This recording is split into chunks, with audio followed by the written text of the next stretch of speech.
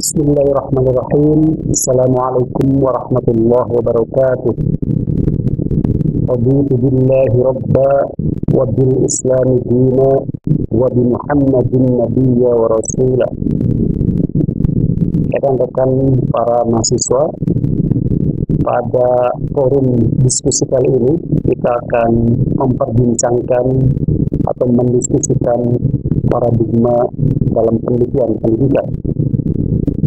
Pertama-tama perlu diperjelas dulu bahwa terminologi paradigma itu untuk pertama kali dikenalkan atau dipopulerkan oleh Thomas Kuhn, salah seorang ahli sejarah sains dari Amerika Serikat kelahiran Austria, dalam bukunya The Structure of Scientific Revelation.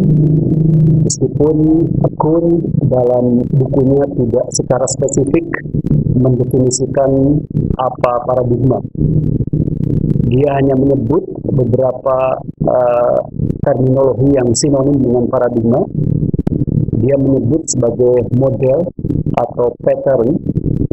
Tetapi meskipun Kuhn tidak secara spesifik mendefinisikan apa itu paradigma, pada hakikatnya setelah kita membaca buku tersebut, kita bisa mengetahui bahwa paradigma itu meminjam terminologi dari Michael Polanyi, itu mirip-mirip dengan tacit knowledge atau tacit dimension, di mana paradigma itu bukan sesuatu yang eksplisit yang bisa dieksplisitkan melalui konsep-konsep tertentu, tetapi paradigma menjadi cara pandang yang tersembunyi bagi seseorang.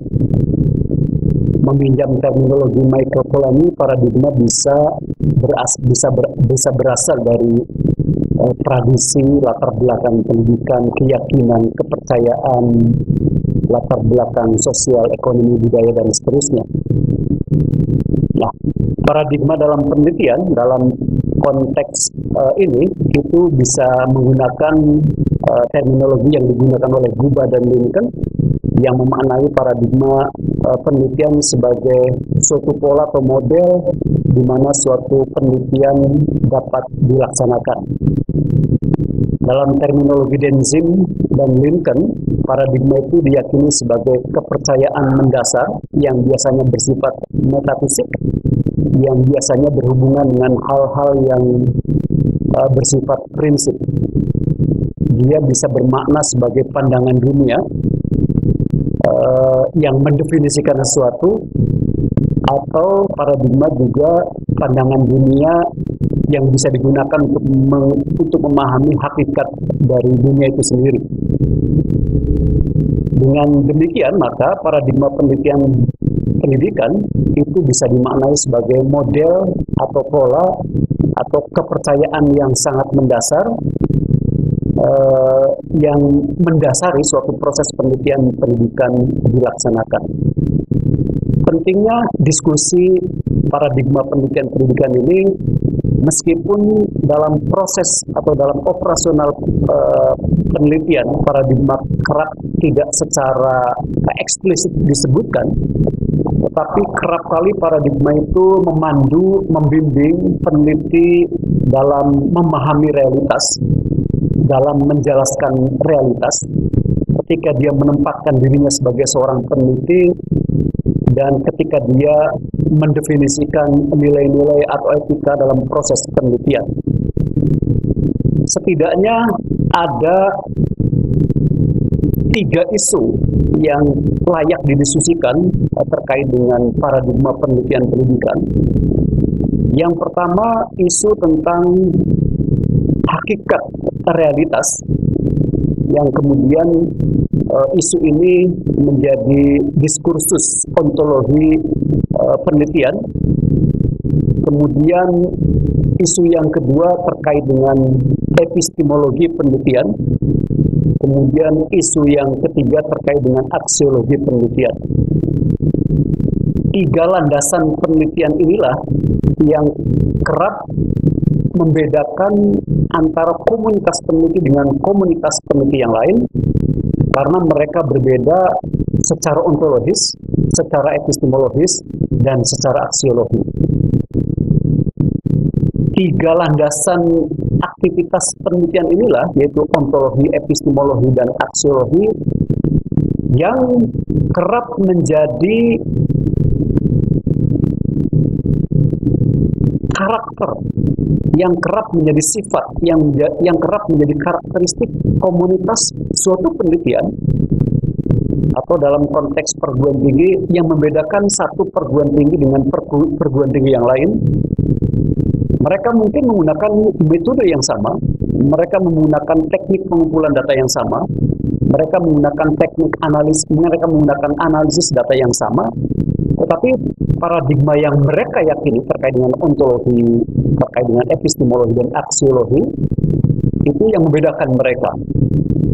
Metodenya sama, cara untuk memperoleh data atau informasi sama, cara untuk menganalisis datanya sama, tetapi ada keyakinan yang bersifat mendasar, ada cara pandang yang bersifat mendasar yang membedakan antar komunitas itu. Sehingga ada setiap komunitas, kalau di Indonesia misalnya antara satu perguruan tinggi dan perguruan tinggi yang lain, itu memiliki tradisi yang berbeda, itu memiliki corak penelitian yang berbeda.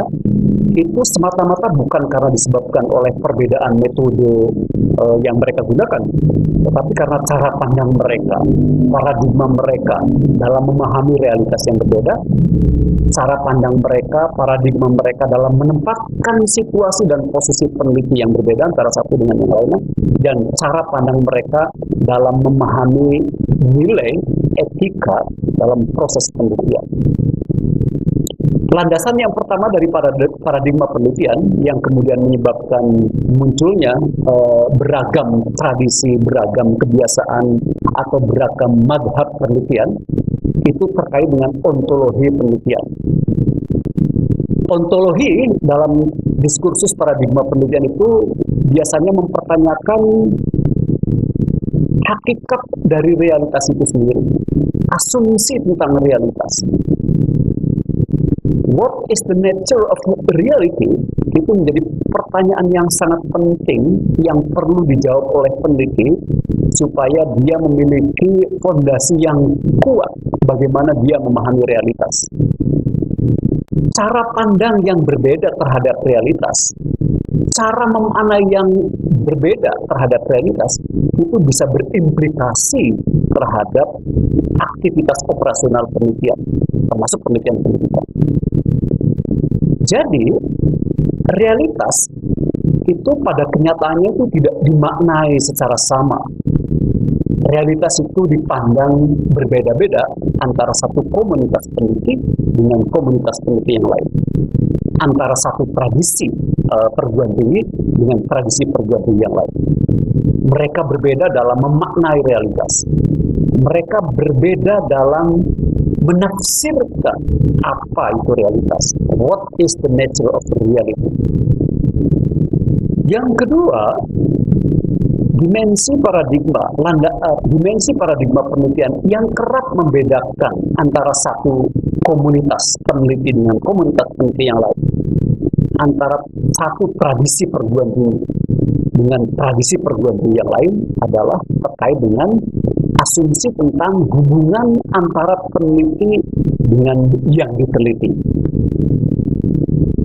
Apakah seorang peneliti harus menjaga jarak dengan subjek atau objek yang diteliti, atau harus lebur, harus menyatu dengan objek atau subjek yang diteliti?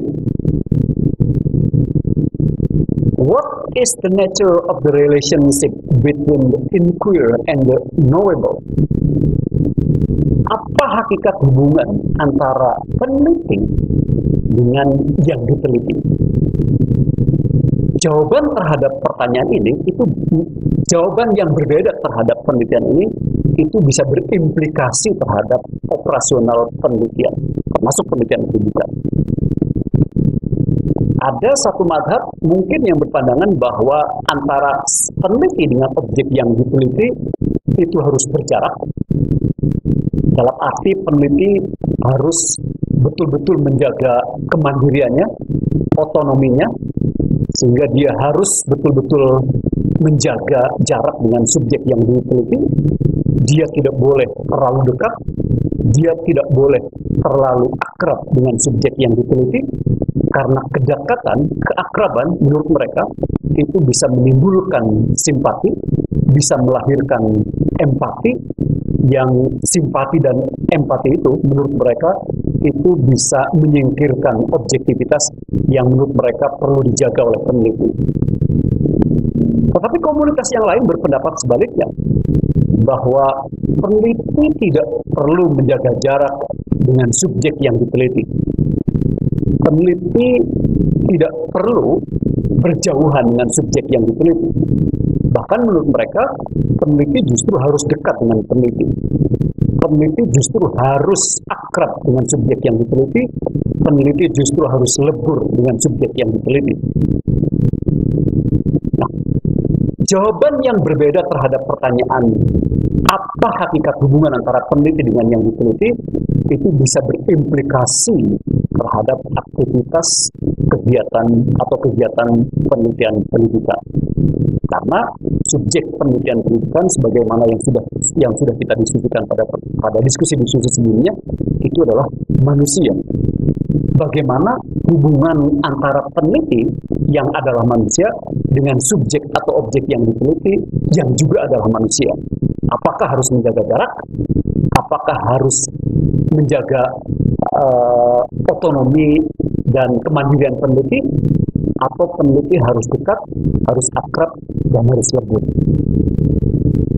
Dimensi yang ketiga yang berpengaruh terhadap tradisi penelitian pendidikan adalah asumsi yang berkait dengan posisi pemilihan nilai, etika, moral dalam penelitian. Apakah nilai, etika itu terlibat dalam proses penelitian? Apakah nilai-nilai etika dan moral itu terlibat dalam proses penelitian, mulai dari merumuskan masalah, mulai dari eksplorasi atau mereview teori yang relevan, kemudian menyusun hipotesis, kemudian menyusun instrumen untuk mengumpulkan data dalam rangka menguji hipotesis, sampai pada analisis dan menyimpulkan penelitian. Sebagian komunitas peneliti memandang bahwa aktivitas penelitian itu harus terbebas dari intervensi nilai.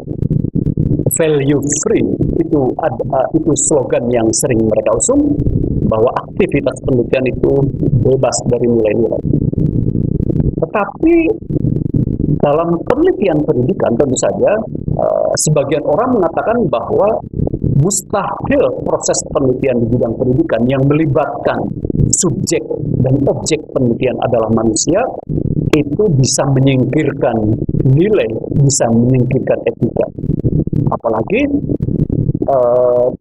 karakteristik disiplin pendidikan itu syarat dengan nilai, syarat dengan moralitas, syarat dengan etika. Sekali lagi, dimensi aksiologis ini telah menyebabkan tradisi-tradisi dan komunitas-komunitas penelitian berbeda pandangan mereka terhadap aktivitas penelitian. Perbedaan cara pandang secara ontologis, secara epistemologi dan aksiologi yang kemudian membangun paradigma penelitian itu kemudian melahirkan setidaknya 3 kelompok besar aliran atau madhab dalam penelitian. Yang pertama yang kerap disebut sebagai madhab klasik, masuk dalam kategori atau yang biasa disebut dengan critical realism atau realisme kritis. Yang kedua adalah madhab relativism, kemudian yang ketiga adalah kritis. Yang pertama madhab klasik atau critical realism atau realisme kritis itu diantaranya dianut oleh kelompok-kelompok positivisme dan post-positivisme. Yang kedua,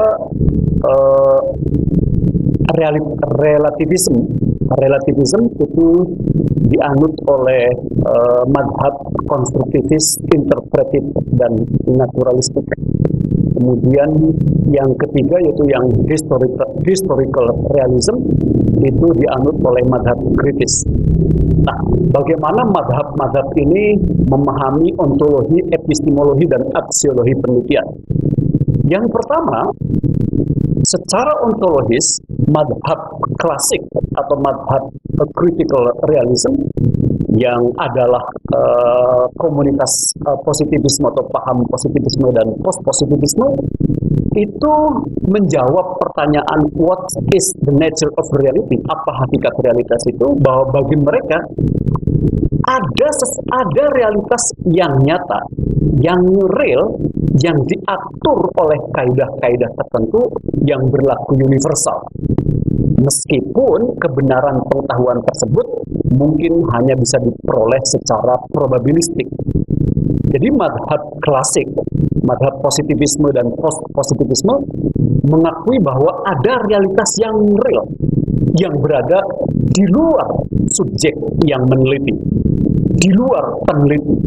Ada realitas yang nyata, yang objektif di luar peneliti, yang tunduk pada kaidah-kaidah yang berlaku secara universal.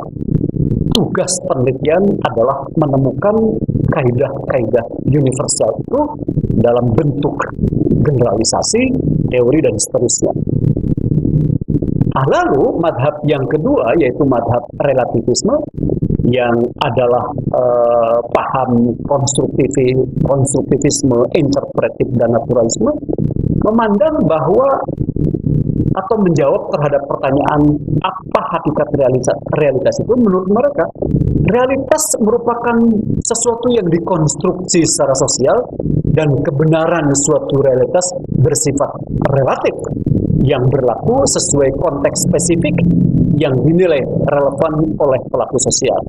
Jadi menurut madhab yang kedua ini, yaitu madhab konstruktivisme, madhab interpretif, dan madhab naturalisme, memandang bahwa realitas pada hakikatnya dikonstruksi secara sosial.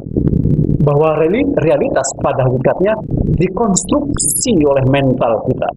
Mental kitalah yang mengonstruksi realitas. Mental kitalah yang mendefinisikan realitas. Mental kitalah yang memahami apa itu realitas. Jadi menurut kelompok yang kedua ini, realitas itu tidak nyata, tidak real. Menurut mazhab yang kedua, realitas itu tidak terpisah dari subjek yang memahami, dari subjek yang menginterpretasi, dari subjek yang berusaha untuk memahami realitas itu. Realitas adalah sesuatu yang dikonstruksi secara sosial. Lalu mazhab yang ketiga yaitu mazhab historical realism atau yang biasa disebut dengan mazhab kritis, memahami realitas yang teramati merupakan realitas semu, virtual reality, yang telah terbentuk oleh proses sejarah dan kekuatan-kekuatan sosial, budaya, dan ekonomi politik. Menurut mereka, realitas adalah ajang pergumulan antar kelas, ajang pergumulan antara kelompok yang memiliki kuasa dan komunitas yang dikuasai. Nah, tiga paham klasik, paham relativisme, dan paham historical realisme inilah yang kemudian berimplikasi terhadap munculnya beragam paradigma, beragam cara pandang terhadap penelitian, karena mereka memiliki perbedaan dalam memahami apa itu realitas. Dalam kelompok yang pertama, yaitu para pendukung positivisme dan post-positivisme, menyatakan bahwa realitas itu adalah sesuatu yang nyata. Realitas itu adalah sesuatu yang objektif, yang real, yang berada di luar subjek yang meneliti. Kemudian yang kedua, realitas itu adalah sesuatu yang dikonstruksi secara sosial. Realitas itu dibangun, dikonstruksi oleh mental kita sebagai peneliti. Sedangkan yang ketiga memahami realitas itu tak lebih dari sesuatu yang semu, virtual reality. Landasan yang kedua dari paradigma penelitian adalah landasan epistemologi yang juga dipersepsi secara berbeda oleh madhab-madhab penelitian. Madhab klasik, ada madhab klasik, positivisme dan post-positivisme, madhab konstruktivis dan madhab kritis. Madhab yang pertama, madhab klasik, yaitu positivisme dan post-positivisme yang meyakini bahwa ada realitas yang objektif, ada realitas yang eksternal, sebagai suatu realitas yang eksternal di luar diri peneliti, sehingga menurut mereka secara epistemologi peneliti harus menjaga jarak dengan subjek yang diteliti. Karena realitas ada di luar, realitas itu objektif, nyata, dan real ada di luar diri peneliti, maka peneliti harus menjaga jarak dengan objek yang diteliti. Hanya dengan menjaga jarak itulah, maka peneliti bisa memperoleh pengetahuan yang objektif, peneliti bisa memperoleh kebenaran objektif. Tetapi menurut madhab yang kedua, yaitu madhab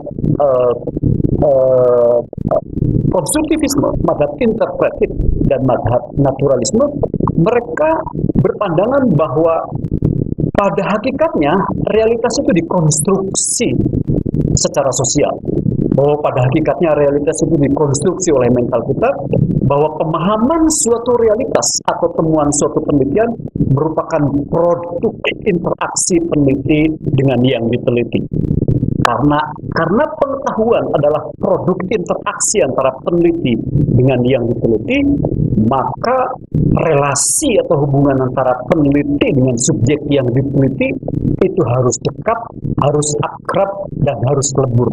Antara peneliti dengan subjek yang diteliti secara bersama-sama mengonstruksi pengalaman hidup sehari-hari menjadi pengetahuan yang bermakna.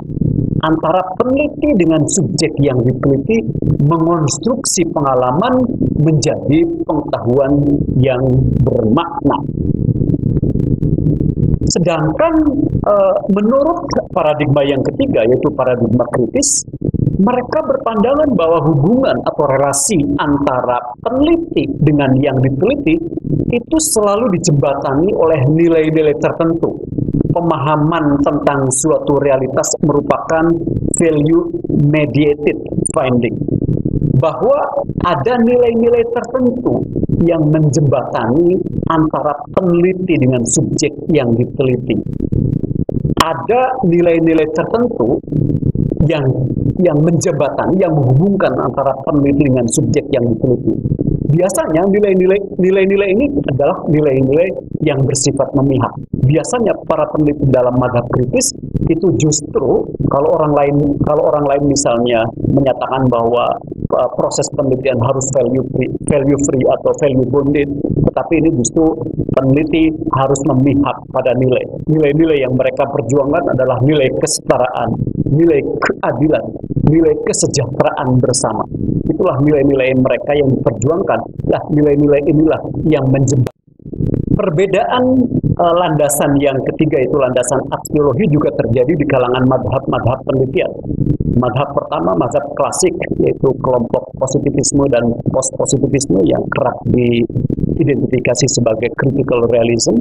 Kemudian madhab yang kedua, madhab konstruktivis, interpretif, dan naturalistik yang kemudian diidentifikasi dengan sebagai kelompok relativism.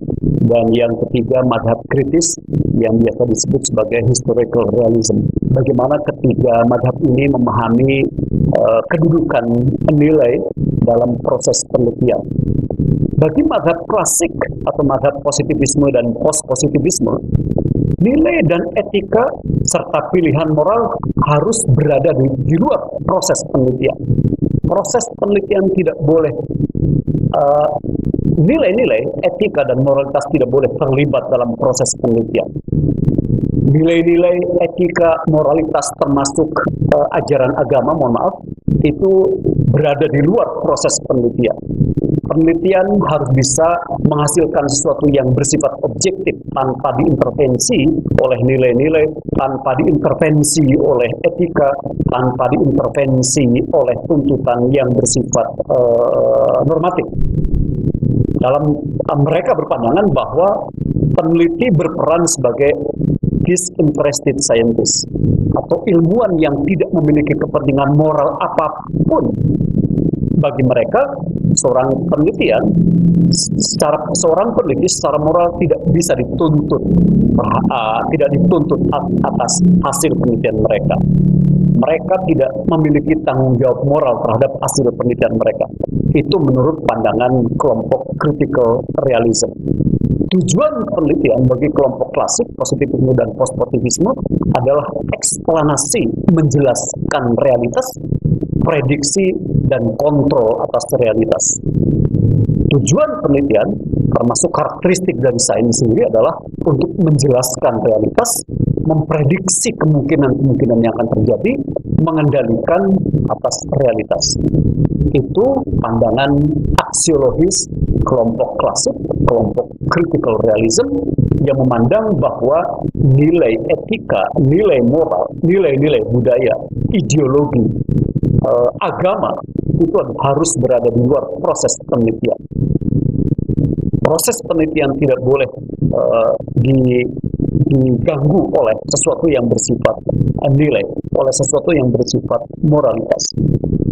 Seorang ilmuwan secara moral tidak bisa dimintai pertanggungjawab atas temuannya.